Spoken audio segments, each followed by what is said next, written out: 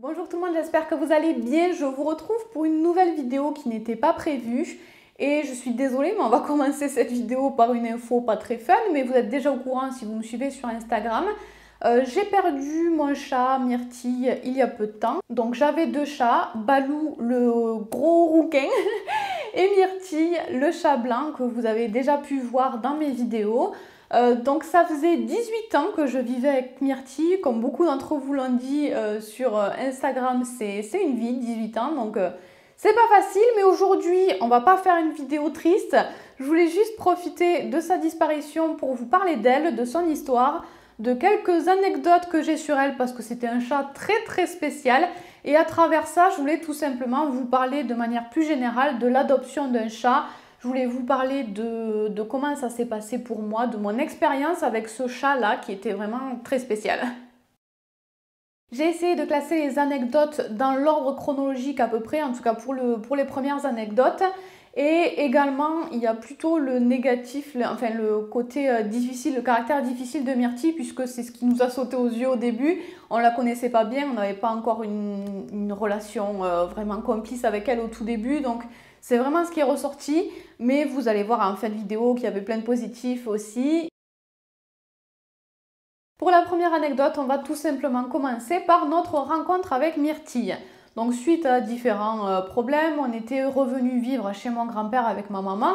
Et quand on a enfin trouvé notre appartement, quand on a enfin été toutes les deux, ma maman a tout de suite voulu, la première chose qu'elle a voulu faire, c'était prendre un chat parce qu'elle avait toujours vécu avec des chats et ça lui manquait beaucoup. Donc on est tout simplement allé au Veto à côté de chez nous. Vous savez, il y a des petites annonces chez le Veto. Donc on est allé voir ça, mais à ce moment-là, il n'y en avait pas, il n'y avait pas de chat à adopter. Donc on est allé le voir au guichet, on lui a demandé et il nous a dit oui justement, il y a une dame qui a une toute petite association dans un village qui vient de récupérer un chat, je vous donne son adresse, vous pouvez y aller. Et voilà, on est parti pour aller chercher Myrtille avec notre petite cage. Bonjour, on vient pour le chat. Bonjour, rentrez, je vous en prie. On va peut-être tout de suite aller la voir, elle est dans la chambre, je crois qu'elle dort. Oh, qu'elle est mignonne, elle a des beaux yeux bleus. Bonjour petit chat. Tu veux me sentir?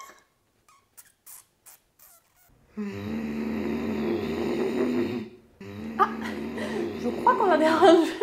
Oh, t'es pas mignonne, hein, qu'est-ce que tu nous fais? T'es gentille d'habitude.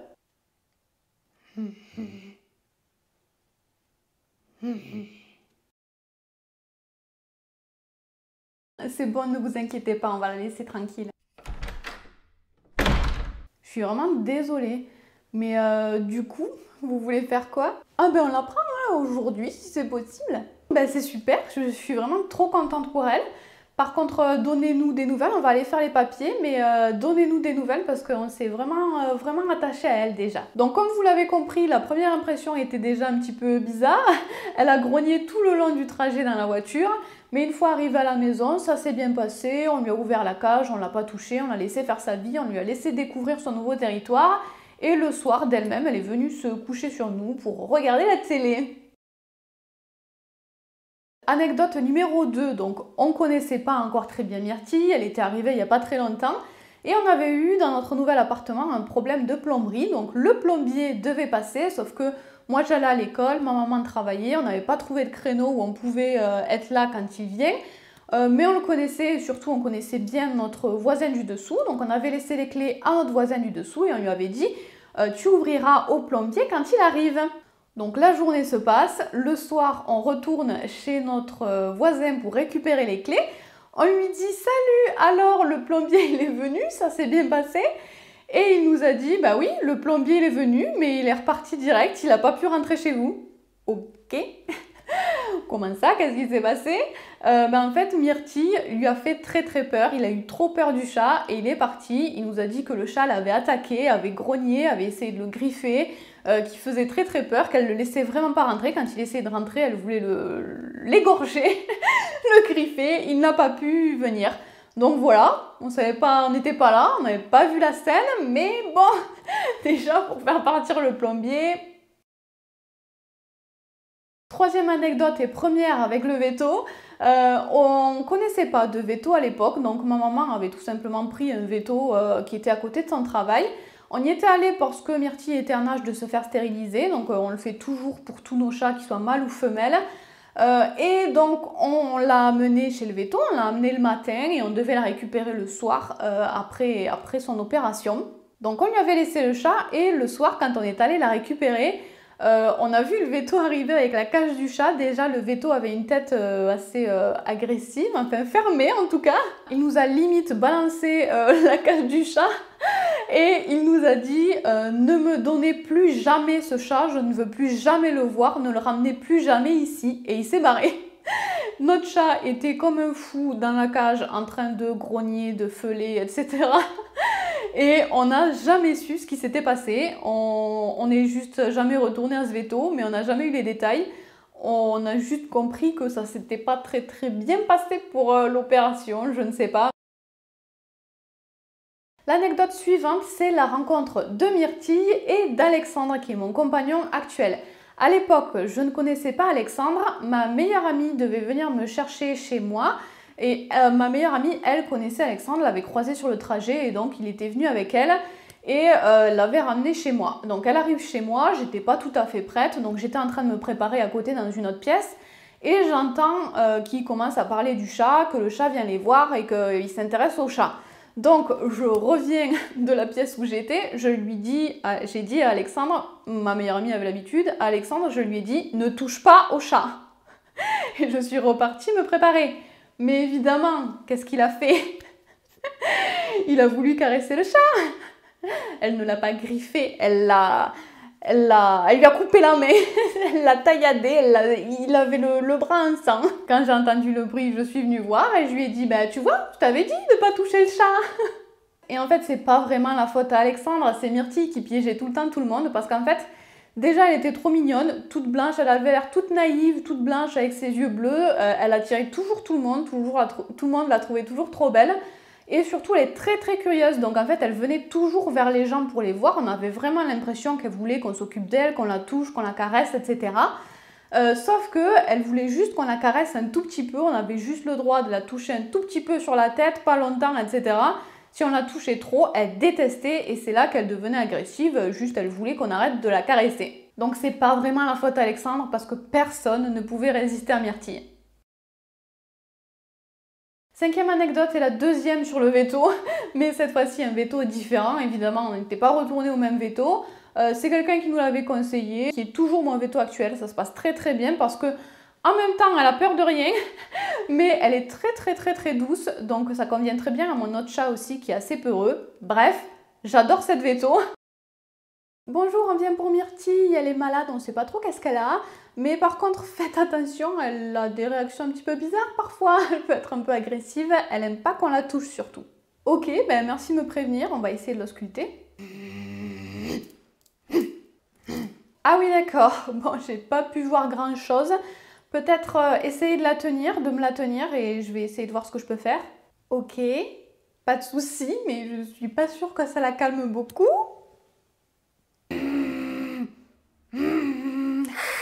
Ok, bon, laissez tomber. J'ai un sac exprès pour les chats difficiles. Je vais aller le chercher. Ça se met super facilement. Ça va la bloquer et comme ça, je pourrai faire la piqûre à travers le sac, tout simplement. C'est génial ce truc!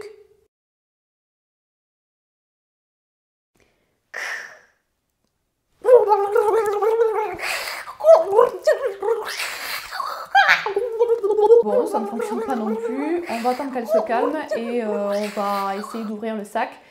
Il y a une autre solution que je n'aime pas du tout, que j'aime pas utiliser, mais j'ai pas le choix, elle me laisse pas le choix, il faut bien la soigner. Donc je vais chercher ça et je reviens.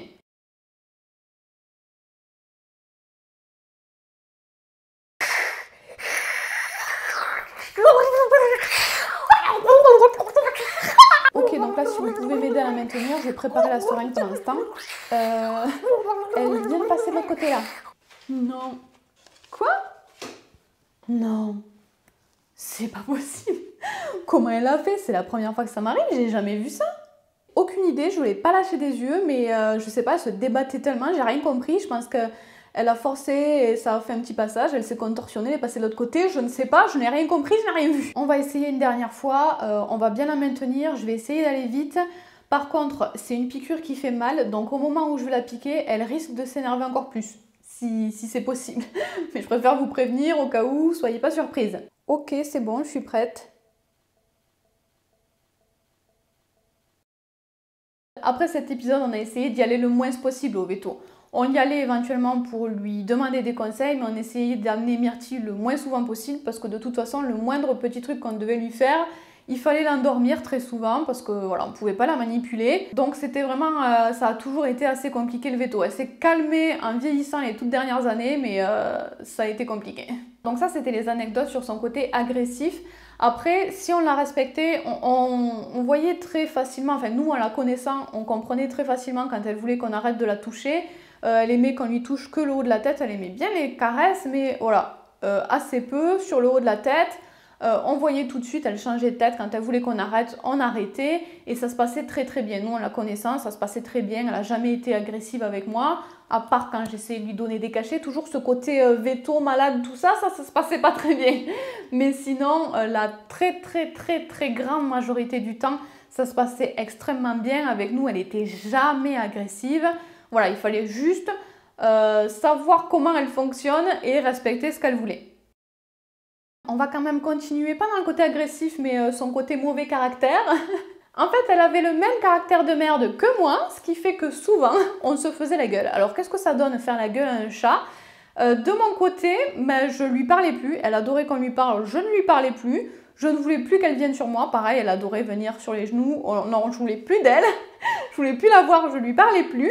Et elle, en fait, comme je vous dis, elle aimait beaucoup venir sur nos genoux. Quand elle nous faisait la gueule, elle venait pas, elle s'asseyait à côté de nous, mais elle nous tournait le dos. Et ça se voyait, elle faisait la gueule aussi. Donc voilà, on passait quelques temps comme ça à ne plus se parler avec Myrtille.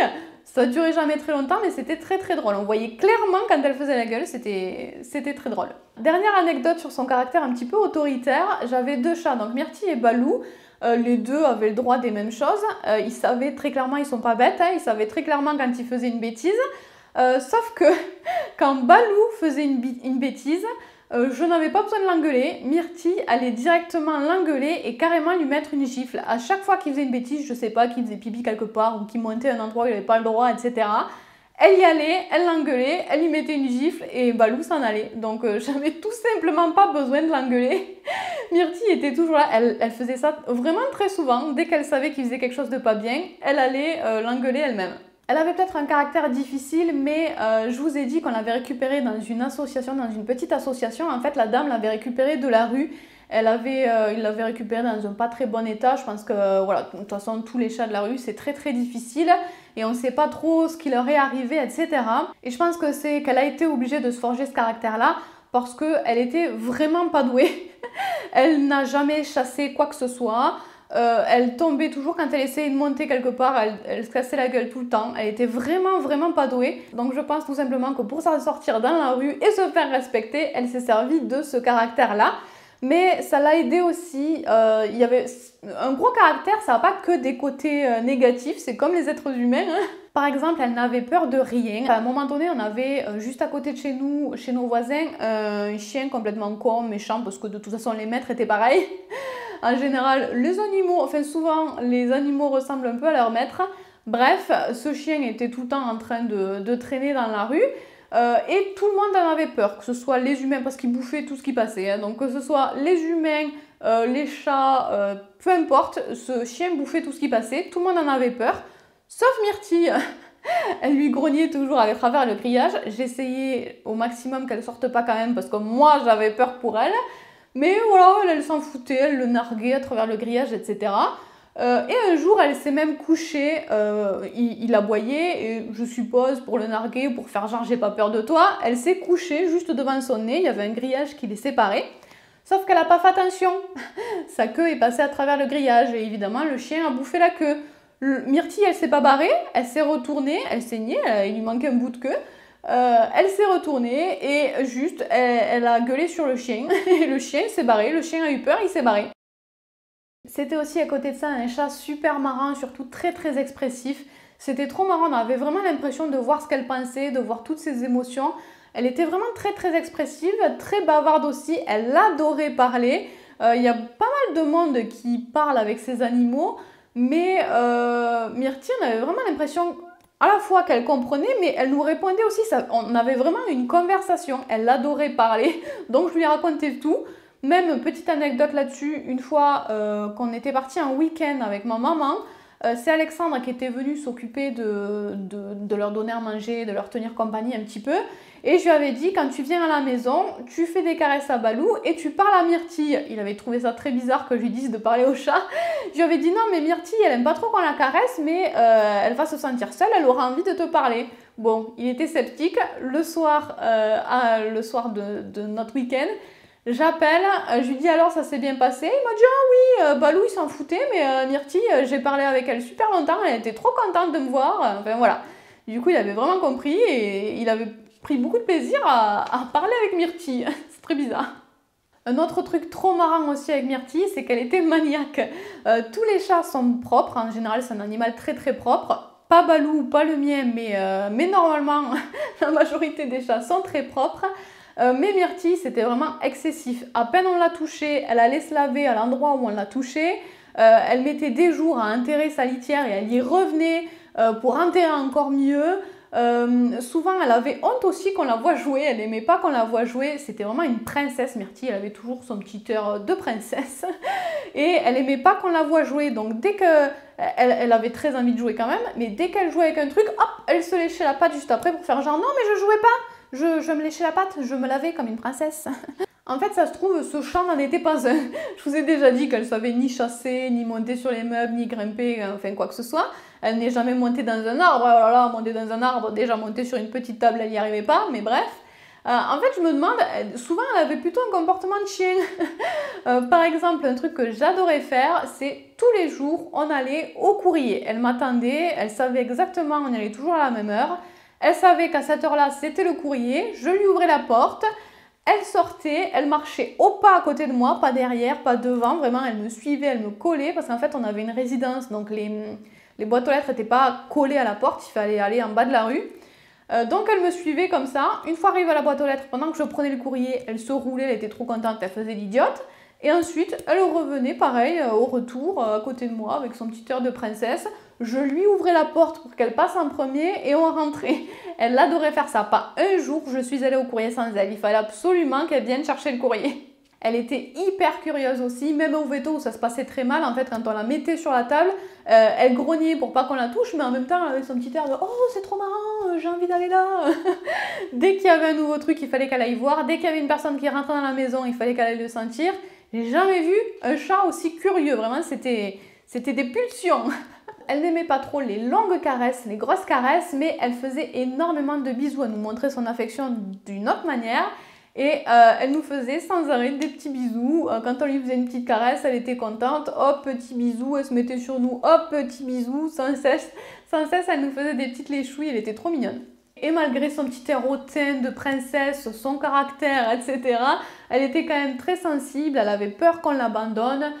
Quand on partait toute une journée ou un week-end, quand on revenait, elle nous faisait la fête, elle nous lâchait plus, elle était trop contente. Bon, je vais pas continuer indéfiniment comme ça avec les anecdotes parce qu'en 18 ans, il y en a eu beaucoup.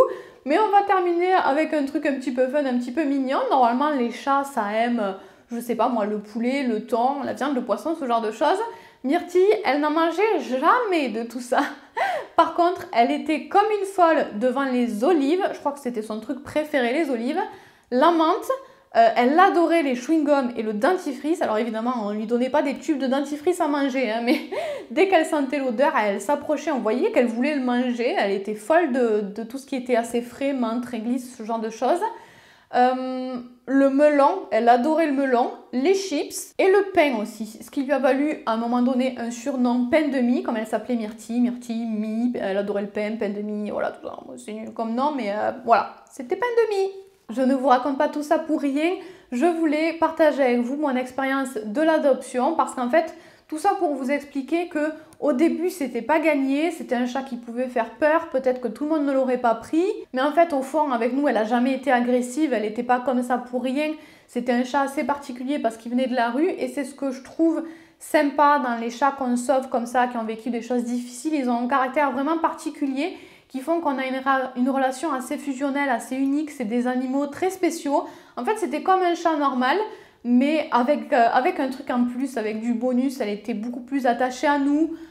C'est pareil pour Balou, pour mon autre chat aussi. C'est peut-être plus d'investissement aussi, il faut être prêt. Voilà, comme je vous disais avec Myrtille, c'était compliqué chez le veto par exemple. C'était plus embêtant pour tout ce qui était veto. C'était difficile à gérer parfois.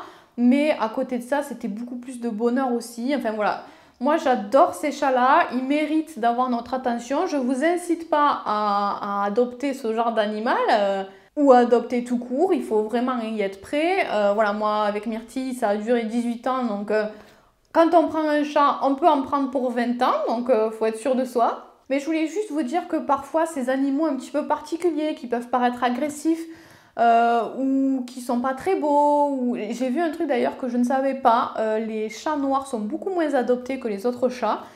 Bref, il y a des animaux comme ça qui n'attirent pas forcément les gens et pourtant c'est parfois ceux qui sont le plus attachants, le plus gentils et le plus intéressant. Voilà, donc juste pensez à ces animaux-là. Moi Myrtille, c'était pas la première impression la plus géniale, mais c'est le meilleur chat que j'ai jamais eu. J'avais une super relation avec elle, c'est le chat qui m'a le plus ressemblé, c'est le chat que j'ai trouvé le plus attachant, le plus marrant, le plus spécial. Elle était très câline aussi, elle était adorable.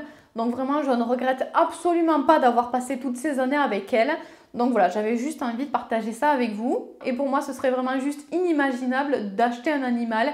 Il y en a tellement qui ont besoin d'amour, qui ont besoin d'être adoptés. J'ai aussi l'exemple opposé avec Balou, qui a été adopté aussi, qui vient de la rue, mais qui a un caractère opposé à Myrtille, c'est-à-dire qu'il est très doux, très peureux, très gentil.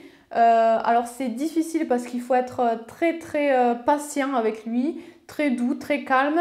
Encore aujourd'hui, il nous fait confiance, mais si on fait des gestes brusques, ou même des fois je mets un chapeau, il a peur. Quand il y a un truc différent, je sais pas, des chaussures qui font un bruit différent, un chapeau un peu trop grand, ou quand il y a quelque chose d'un petit peu bizarre sur nous, il a peur tout de suite. Donc on voit qu'il a été traumatisé par quelque chose. Donc ça demande beaucoup de patience, mais à côté de ça, c'est le chat le plus gentil du monde. Il est adorable, Balou. Donc voilà, c'est l'opposé de Myrtille et je trouve comme ça que les chats adoptés ont un caractère plus marqué, des différences qui les rendent uniques et super adorables et intéressants. Voilà, je vais m'arrêter là pour cette vidéo. Je sais pas si cette vidéo vous aura plu, mais c'était une parenthèse. J'avais très envie de le faire pour clôturer cette aventure que j'ai eue avec Myrtille aussi. On repartira dans des vidéos plus classiques pour les prochaines fois. En attendant, je vous fais plein de bisous. Prenez soin de vous et à bientôt. Bye bye.